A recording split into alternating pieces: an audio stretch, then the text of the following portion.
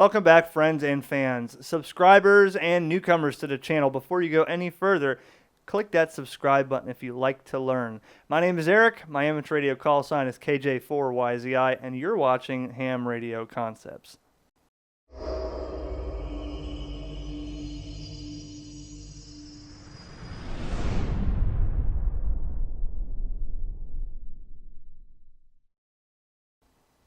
So the topic today is something that everybody should know about. Something that will affect anybody's life in the blink of an eye. As a weather enthusiast myself, I participate in this big time. Now, in a previous video, I showed the Davis Vantage Pro 2 that I did purchase from WeatherShack.com. Now, this weather station has been the coolest thing that I ever bought. I mean, I know what the weather is right now in my backyard, but there's something that weather station will not do. And that is wake me up in the middle of the night when there's a severe catastrophe unfolding and let me get to safety. Now, let me tell you a story. About 3 weeks ago, I woke up to go to work, and the news channel already had stuff all over it, people out in the field in raincoats. They were showing damage. I was on the way to work. US 1 had been closed in several spots due to flooding across US 1. Trees were down, stoplights were not working, and I got to work, and people were saying, "Man, Eric, did you see that this morning? Last night, that was crazy." I said, "Didn't see nothing." One guy said, "Where the hell were you?" I was sleeping. I slept through the entire thing. There was wind gusts of like 80 miles an hour. It was like a mini tornado. It was absolute flooding of biblical proportions and severe weather, and I slept through the whole thing. So what we're going to talk about today is something that I just had to make a purchase. I had an old weather radio, and this thing was probably one of the very first ones that came out, and the thing failed me, so it's time to upgrade. So I went back to WeatherShack.com again, WeatherShack.com. I purchased myself a new Midland Weather Alert radio. Now, this is light years beyond the weather radio I had before, which I looked all day to try to find how old this thing was and find it and show you on video. Can't find it. I'll find it after the video's online. Watch.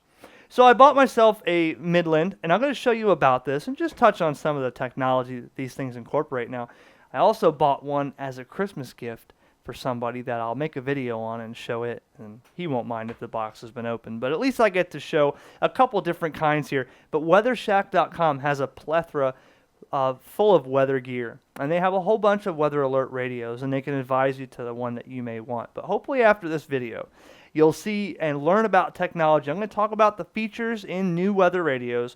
I'm going to talk about how the technology works. What makes these things go off? How does this know if there's a tornado coming to my house? How do I know? How does it know? What if there's a tornado a county north of me? Is this thing going to go off? I'll explain the radio technology behind the weather alerts from the National Weather Service. That's something, it's not magic. A lot of people think it's magic. You put the thing there and it's going to let you get to safety. Well, there's technology behind it. I want to show you about that. I want to teach you about it. And for those who are saying, well, my cell phone's got email alerts and weather radar, and that thing will email me. Why do I need a weather radio? Take a look at this email right here. You see that email? I was sleeping through that entire thing. That thing didn't wake me up at all. But it does show. It sent me an email. I'll show you how loud this thing is and why it's designed to wake you up and alert you, or not even wake you up. Maybe it's to alert you if you're in another room. Maybe if you're hard of hearing, if you're deaf. This thing will definitely make a huge impact for your life. And Florida, we have severe weather, but you guys in Kansas that are watching, in Colorado, and even up north, you guys have real severe weather. I've seen it on YouTube. Those guys chasing those tornadoes are crazy. And all those Skywarn guys have ham radios. Well, most of them do. So weather and ham radio can go together. A lot of people that are into weather are into ham radio. A lot of people that are into ham radio are into weather. So let's check out weather radios and show you how these things work. Okay, so I chose the Midland WR400 from WeatherShack.com. Now, the reason I wanted the Midland is because a lot of people know the name Midland. They've been making weather radios probably almost as long as I've been alive, as well as, CB radios back in the day, tabletop weather radios, tabletop radios in general. Midland is a name that a lot of people recognize. So I had a couple Midland CBs years ago, and they worked well. So I wanted something good. Now, not to say that Midland's the only good brand. There are other good brands out there, and I'm sure people will comment on what they like. But what I wanted was one unit. Now, this here will encompass a weather radio, an alarm clock, a tabletop radio for AM, FM, as well as a USB phone charge port. So right here, this thing just eliminated me having to have 4 different units. You know, my old Walmart alarm clock, and then a phone charger, and then a weather radio. I could do it all right here. That's one reason I wanted this model. Okay. Now, nice LCD screen that does have a bright backlight on it. Okay, so in the night, in the dark, if you're waking up in the middle of the night and you can't really see anything, you can see this screen for sure. All right. Now, it does run on 4 AA batteries, but recommended to keep it plugged in because the batteries are for emergency power. So if you plug this in to the back, that'll keep, the only way that 5-volt charger works is if you have this plugged into the AC power adapter. You can't charge a phone or a tablet on 4 AA batteries. So on the back, you see a telescopic antenna, your antenna port here. In case you're living in an area where you can't receive the weather stations quite well, you can buy an external antenna, or if you're a ham radio operator like myself, with an RCA end here and some coax, you could probably make an antenna to go outside pretty easily. And, you know, that would get your antenna outdoors so that you can pick up your distant weather station if you happen to live on a fringe area. External alert is for the hearing impaired, so that if you cannot hear the weather alert, you can see the bright strobe light blinking. Then you can go to the radio and see what it says. And headphone jack here and a power jack. So the power jack uses like a mini or a micro USB that it comes with to plug it in and power it. Now, one thing with these new radios, okay, even the both of them that I have here will show you, is the technology that comes with it called S.A.M.E, S-A-M-E, Specific Area Message Encoding. So this radio has the ability to determine where it's placed in what county and only accept alerts that are specific to that area. So I don't have to be woken up at 2 o'clock in the morning with an alert from a county 75 miles north of me. This thing, once you set it in the manual, it will determine, okay, setting from, if you have it set to a NOAA channel that's in your location for your S.A.M.E code, and your county is set in here, and unless there's an issue for your county directly, it's not going to bother you. And now, you know, of course, if it's a hurricane watch or warning and it's covering the entire east coast of Florida, your radio is going to go off. But we're talking about specific tornado, chemical spills, and stuff. In fact, speaking of chemical spills, check this out. This is something I learned. In the manual here, there's like 2.5 pages of alerts. Selectable alert reference chart. Now, I didn't even know they had charts, alerts like this. I mean, they have your standard tropical storm warnings and hurricane warnings and tornadoes, but they also have stuff like child abduction emergency, which I've seen on the phones. I knew that one was there. A boil water hazard, biological hazard warning, a dam break warning or a dam watch in case the water's rising high. They have a contagious disease warning, a dust storm warning, immediate evacuation warning. I mean, even this would be a industrial fire warning, or perhaps an iceberg warning when that iceberg is going to come rolling up on shore. You know, they have all this stuff here. I didn't even know they had. There's over 80 alerts in here that this thing can pick up. You know, a tsunami warning. Yeah, I knew that. But they have unrecognized emergency warnings too. I guess those would be maybe for, you know, generic warnings or something that's not out yet. I'm not sure. Wildfire warning, volcano warning, and such. So how does all this magic work? How does my radio know when to activate with an alert that's specific to me? Well, my current subscribers may know of something like APRS or packet radio for ham radio use. And that is basically transmitting packets of information over the airwaves to encode GPS coordinates, short messages, and other stuff. And that happens every day with APRS and other ones. But for those who are never a ham radio operator before, you may learn something here, that the radio is told when to turn on and what kind of alert it is specific to your area. So it's not going to alert every radio in every county if it's a single thunderstorm in a county 3 north of me.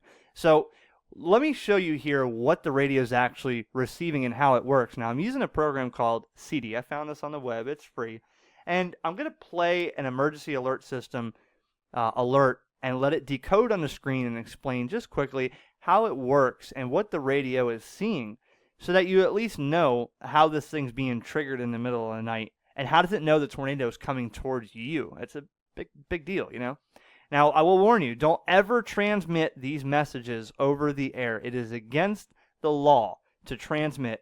I don't care if you're an amateur radio operator or not. I'm using this clip off YouTube, but there are thousands of emergency alert systems and people making funny alerts for zombie apocalypses and alien attacks and stuff. Do not ever play those and trigger radios. It's illegal. I'm going to play a clip right now, and I'll tell you about it.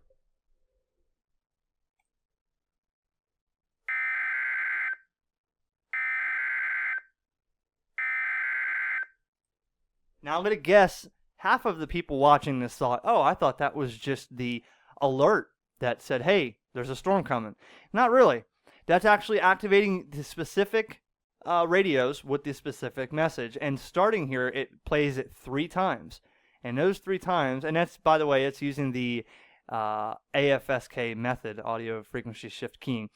So basically now 3 messages for redundancy to make sure that the radio gets the proper information, or if it's in a bad location, 3 times to try to wake that radio up. Now when it does this, you'll see here the code here in the beginning is begin message. The next little part here is for weather radio, and it is a tornado warning. Now that will pop up on your screen, say tornado warning. Now for counties, there's 2 counties here that are affected. These are county codes. Every county has a code for the National Weather Service, and that's what we put in the radio so that it knows where that radio is located. My radio is located in Indian River County, so my Indian River County code will be different than these. But this is affecting 2 counties, and it's a 45-minute duration for this warning. And this is the date and time code here, and the issuing authority is KLBF station with the National Weather Service.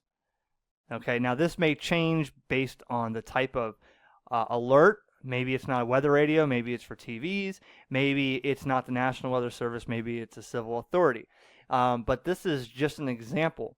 Now after the 3 play, the radio has woke up, it has played the alarm, it's showing on the screen, you have an alarm, tornado, severe thunderstorm, avalanche, whatever. The next tone you'll hear usually follows it.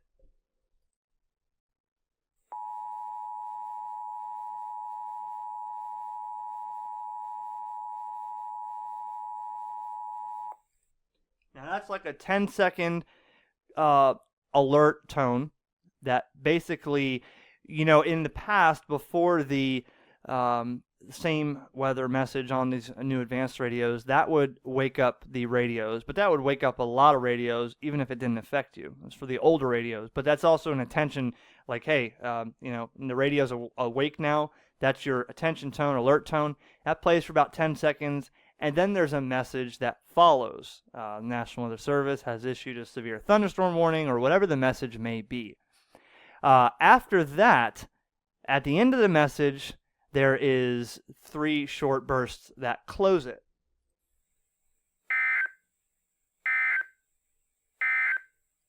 And that simply does it, just end of message.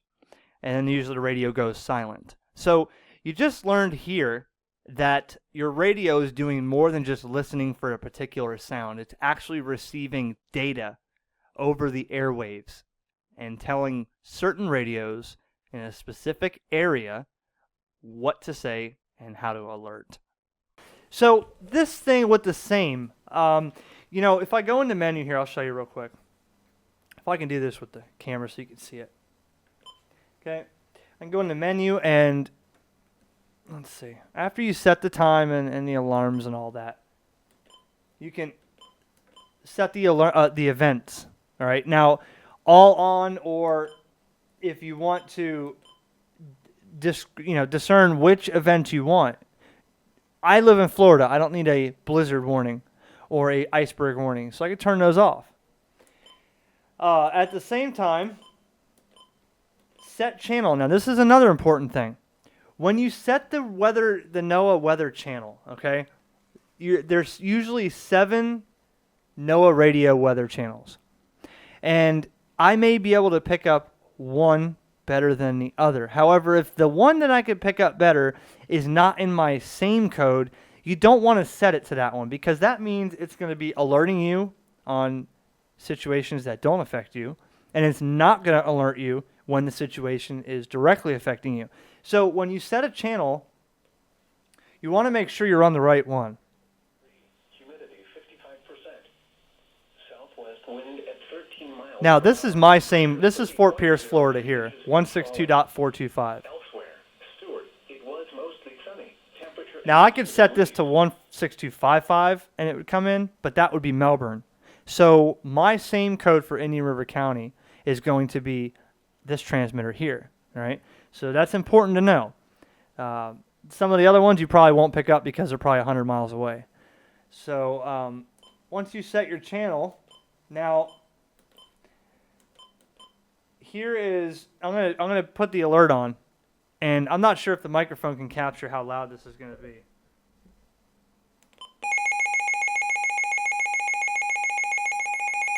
All right, now with this microphone I'm talking in, probably can't tell how loud that is. That's pretty loud. Set location, so now I can set this for my county. So I can go USA, pick my state, which would be Florida. All right. Now I can go through and pick the county, Indian River.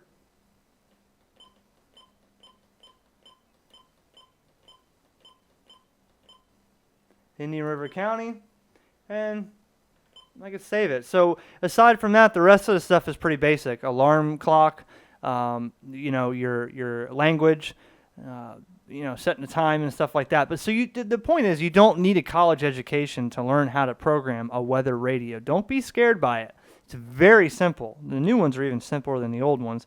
The old ones you had to open up and change crystals and change jumpers, to get the one that's, had to call up the weather service and find out which frequency they were on. These ones are simple. And at any given time, I can press the weather button, and I can get the local weather from the National Weather Service. Tonight, southwest to west, winds 10 to 15 knots. All right. Now, this is the Accurate 8550. Now, this is a handheld portable unit. And basically, you can take this anywhere. It runs on 3 AA batteries. You can leave it at your house set up. It does have a little base, and it's not a charging base. It doesn't charge the unit, but you can plug that into the wall adapter, the cord on the back, and leave it running on AC power at the house until you decide to go somewhere. Then you can take it off the base and take it with you. Now, if you're a fisherman or you're a sports person, sporting activities, hiking, whatever, you should really have one of these. If you're a prepper, doomsday prepper, you should really have one of these in your bag, because the same technology, it's funny, the same technology is in this radio also. So when I set it up, I go through quick setup, it'll ask me for the FIPS code, or the SAME code, and that's pretty much for the county and state. So if you go to the website here in the link, you can see, you can locate your state and go by county, and it'll tell you the code that you need for the same weather alerts. That way, your radio is set up only to listen to alerts from that tower. Now, NOAA has and maintains over 1,000 transmitters across the United States. So I can almost guarantee you're in an area that is capable of using a weather radio. And there's no fees. There's no, monthly charges or anything like that. This is not a life alert. This is, you buy a radio and you have it with you.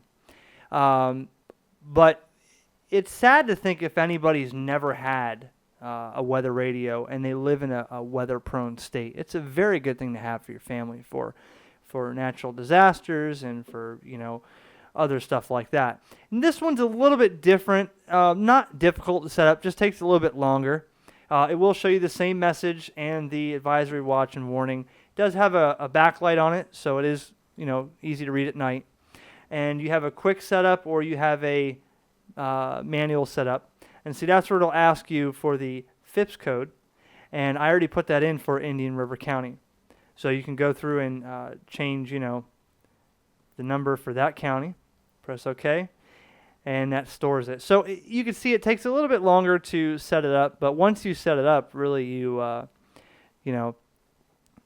don't have to go through and mess with it every time you're using it. And the channel setup is cool because this one will scan automatically for the channel that's closest and automatically set that. All right. So what I said before about not tuning it to the strongest, just make sure that the strongest signal is the one that's in your area.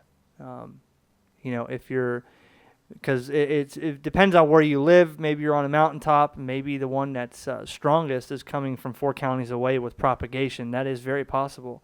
So that's why I mentioned that before. So then you set your date and time, and that's it. Then it's just as easy. I'll just exit out of this, and you can hit listen. Auto would be automatically set for alerts and silenced. Then you can turn it on. And it gets pretty loud also. See, I'm indoors. In Jacksonville, light rain, 78. Wind southwest at 18 miles per hour.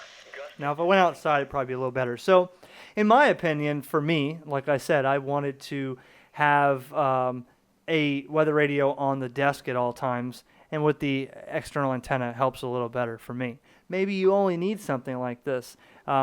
This is a lot less expensive than the one I got, but neither one of them are expensive. For instance, about the same price as for my current subscribers, about the same price as a Bofeng or TYT handheld. For anybody else, anywhere from $30 to $80 depending on which model you buy. But I encourage you to look at all of them. So, in a nutshell, this wasn't a specific product review. More or less, some technology on how this works. And, a little bit of education on weather radios and hopefully opening an eye to someone who never thought about having a weather radio but purchasing one to have it, for a event like that. So Midland is a great brand, I think. A lot of people like the Accurite weather stations, so maybe they'll follow along with the Accurite weather radios. But for everybody's preference and personal preference, there's always a radio for you. So if you learned anything in this video, you can give a thumbs up, please, and leave a comment below. I love your comments. I love reading comments. I love seeing your stories. I love seeing what you think. And also, make sure you subscribe. But if you're new to the channel and you haven't seen anything with weather, you might want to, check out my hurricane video. A couple laughs in there, a couple serious notes, but definitely packed of information on my hurricane survival guide. You really want to see that. Also, a video on my Davis Vantage Pro 2. But more importantly, I recommend weathershack.com to anybody. So if you want to check them out, I think the next thing I might get from that, well, I won't tell you because I want it to be a surprise down the road for a future video. So thanks for watching. 7-3 from KJ4YZI of HamRadioConcepts.